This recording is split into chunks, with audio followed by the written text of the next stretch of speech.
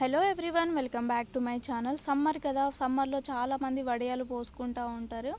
వడియాలు చేసుకోవాలంటే పెద్ద ప్రాసెస్ ఉంటుంది. అన్నం వండాలి, పిండి పట్టియాలి అని చెప్పేసి విసుగుతో చాలామంది చేసుకోరండి.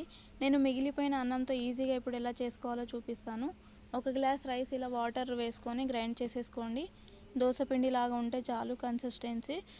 ఇందులో కొంచెం జీరా, సాల్ట్, వంట సోడా, కొంచెం చిల్లీ ఫ్లేక్స్ వేసేసి కలిపేసుకొని ఇలా మన ఇంట్లో రైస్ అయిపోయాక పడేసేటివి ఉంటాయి కదా, రైస్ బ్యాగ్స్, ఇవి క్లీన్ చేసేసుకొని కట్ చేసుకొని వీటి మీద వడియాలాగా స్ప్రెడ్ చేసుకోవాలి. మరీ సన్నగా కాకుండా, మరీ లావుగా కాకుండా. ఇది ఒక్క రోజులోనే ఎండిపోతాయండి. ఎండినాక కొంచెం ఆయిల్ హీట్ అయ్యాక ఇలా ఫ్రై చేసేసుకోండి.